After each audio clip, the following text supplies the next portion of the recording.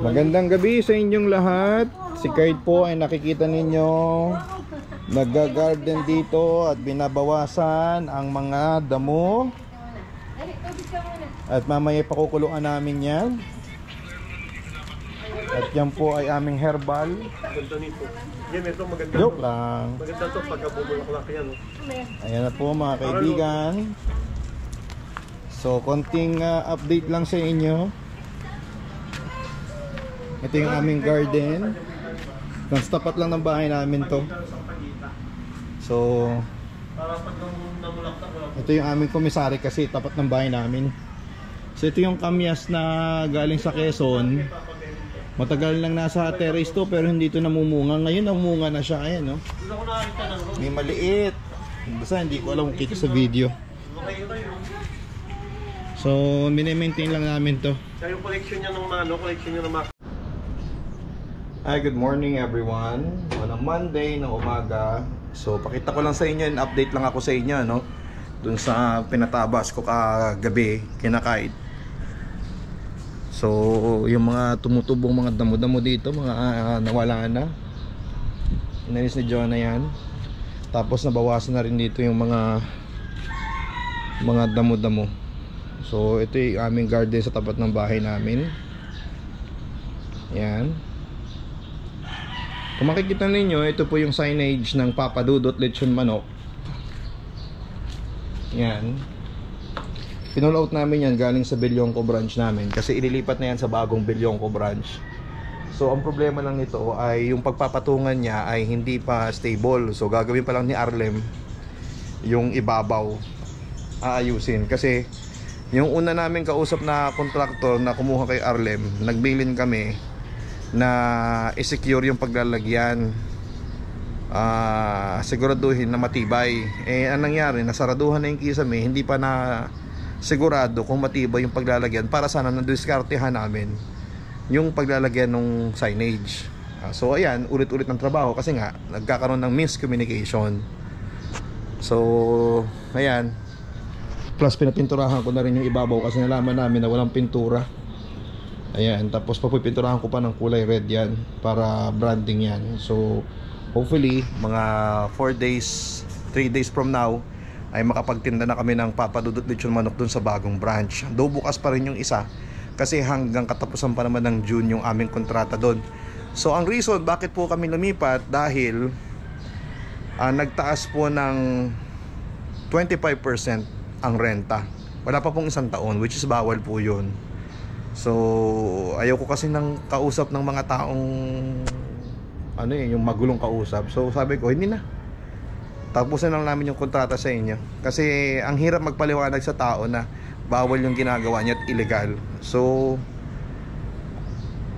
actually may red flag na kami dun sa nagsumisingil eh. Sobrang kulit. Yung kahit holiday naniningil hindi makaunawa. Plus illegal pa yung ginawang increase.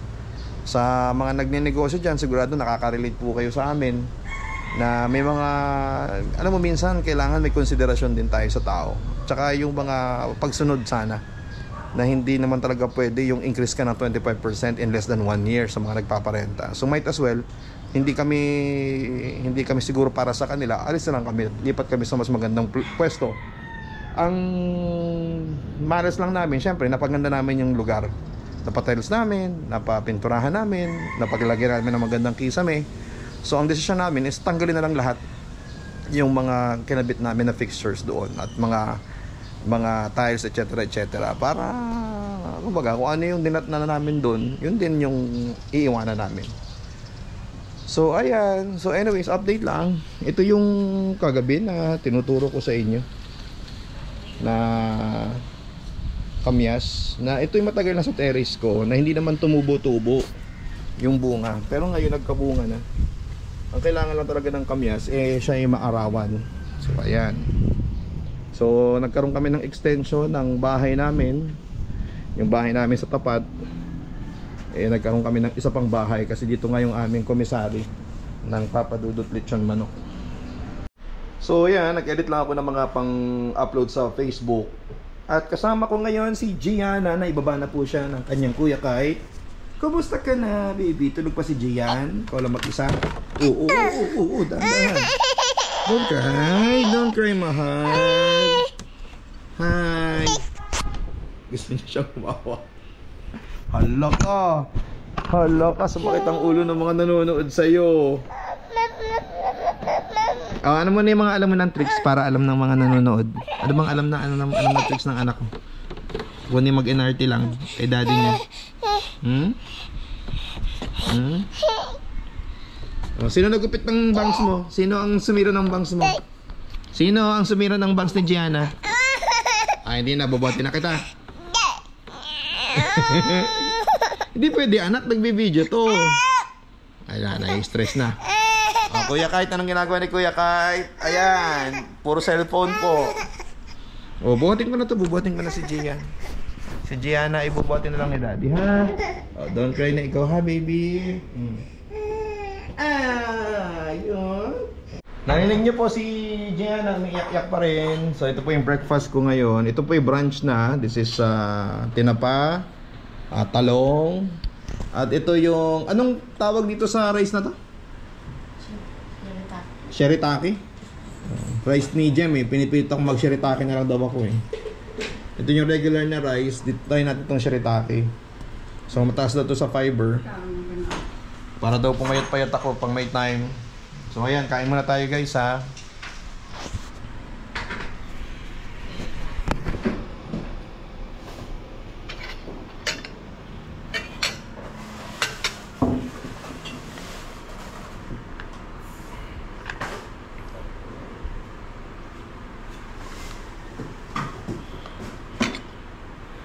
Kaya hindi ko talaga trip ang lasa nito kasi ano to eh.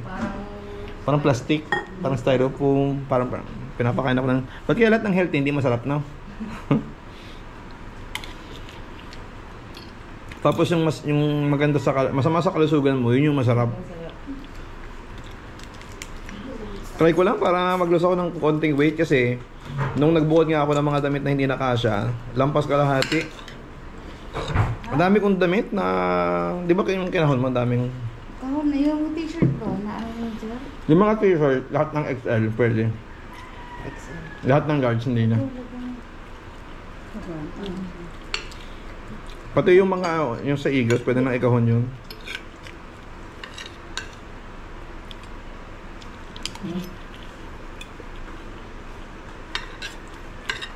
Kahon din yan? Parang sanayan lang din. Saka hindi law na polo. Hindi na yung kaso yun. Mga hindi kaso yun eh. Ikaw na lang. Hindi ko naman siya ibebenta, pero... Most probably, papapanin ko lang sa taas na lang lahat yun. Request ko na kayo dyan ng balikbayang box. O kaya, baka meron dyan sa kabila. Huwag sana magtapon ng kahon. Kailangan natin ng kahon.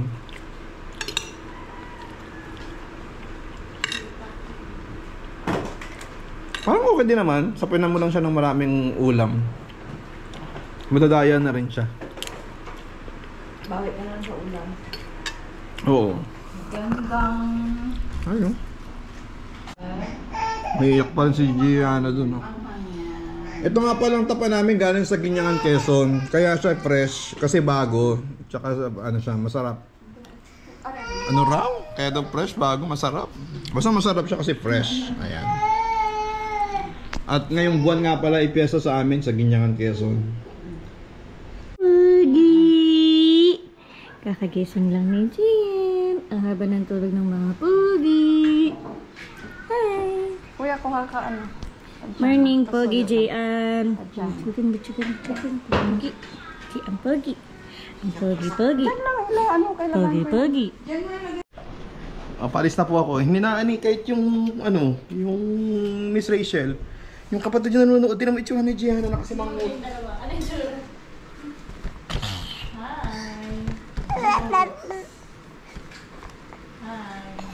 Kay Jen naman. Good mood si Jen. Haba ng tulog.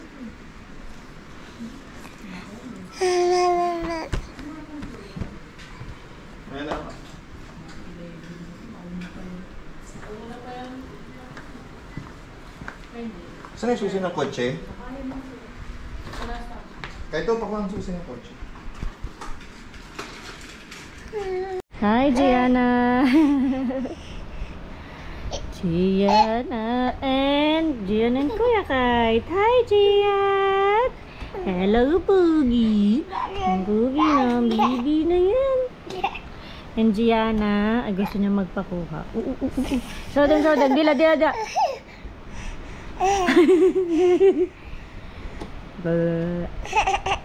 Gianna, look, Gianna. Gianna, look. Tingnan niyo ni ano niya. Mapapansin niyo yung ano niya, may ngipin na tumutubo. Gianna. Look, Gianna. Ayun, oh, may ngipin na siya. Ay, huwag mo, ano siya dyan?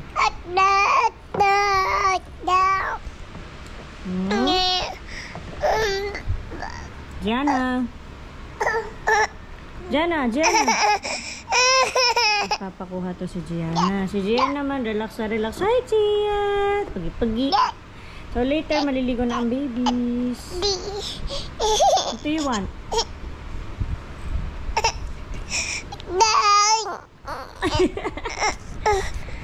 Gusto niya din mag- Hi, Gianna. So pretty.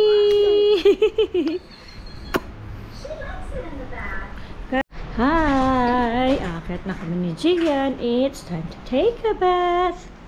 Let's go, Gian. And Gianna. Kahit, sunod mo na si Gianna. Kahit.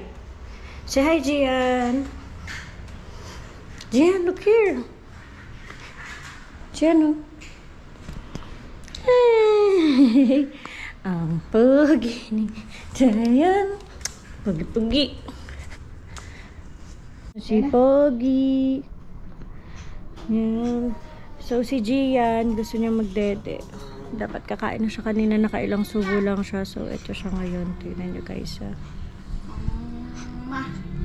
Pogi.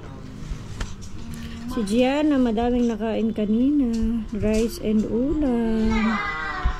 Si Gian, gusto ni Gian ay dede. Right, Pogi? So, naman sa Pogi eh. So, ayan.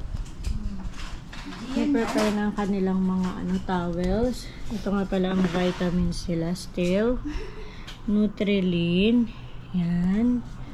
And then, same pa din. Ito pala. Yan. Selene Plus. Siyempre, ang diaper nila. Galing sa Clean Fun. Yan, ang diapers sila. This is tape. Tape to. XL. Yan, this is tape. Yan. Ang size niyan ay XL. Ano, extra large. So, yan. So, ipe-prepare na yung gamit nila sa paligo. Yan o, si Kite, yan, favorite niyan mag-Beyblade.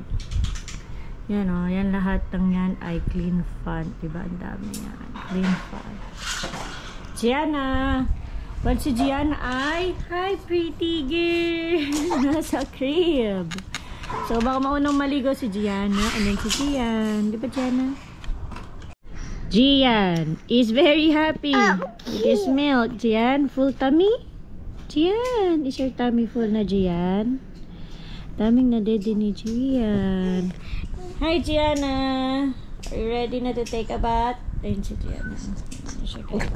Ay, nag-burp pa ang baby. Hi, Gian. Full na ang tummy ng Pogi.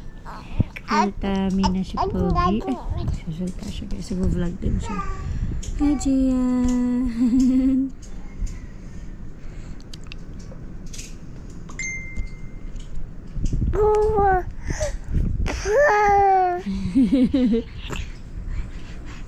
Hi, na guys si Gian. Oh, bless Gian, bless. Very good. Good job, Gian. Gian.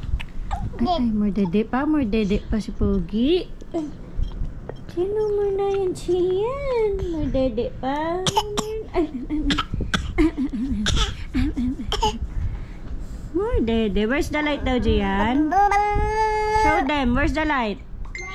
The light. Sa taas. Pergi. Ay.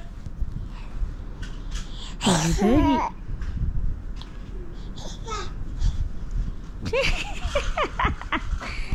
What are you doing? Yeah, Pogi. Hi, Pogi.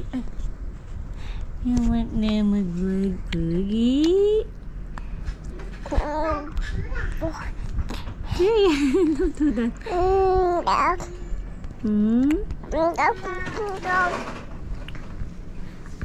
Hi, Gian. Fresh na si Pogi. At nabinabang na si Pogi. Hi, Gian. Doon na maligo si Pogi. And Gianna, hi. And si Ate Pretty Girl. Doon na maligo ang mga babies. Hi, Gian. Ay.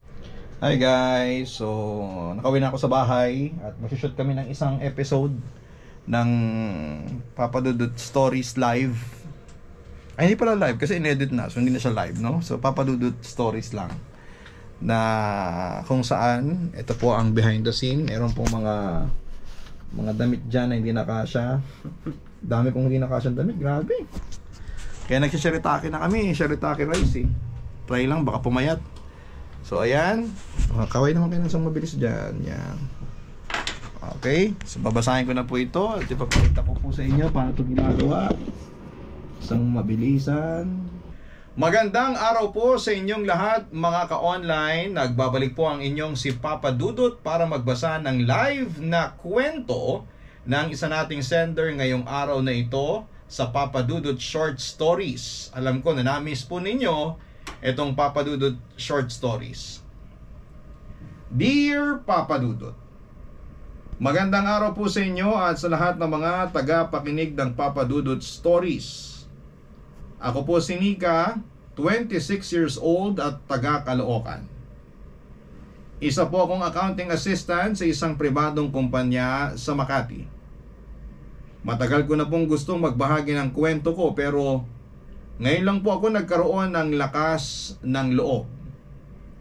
Sana po ay mapakinggan ninyo at sana rin po ay makatulong ito sa mga kagaya kong dumadaan sa ganitong klase ng sakit. So yun na nga, nakapag-shoot na kami ng aming para sa vlog doon sa Papa Dudut Short Stories. Update ko lang kayo tungkol doon sa nag-re-upload ng mga content ko sa YouTube. I think natanggal na yung isang channel niya at nag-email ngayon lang, kay email lang ni YouTube sa akin na tinanggal uli nila yung ni-request kong i-remove.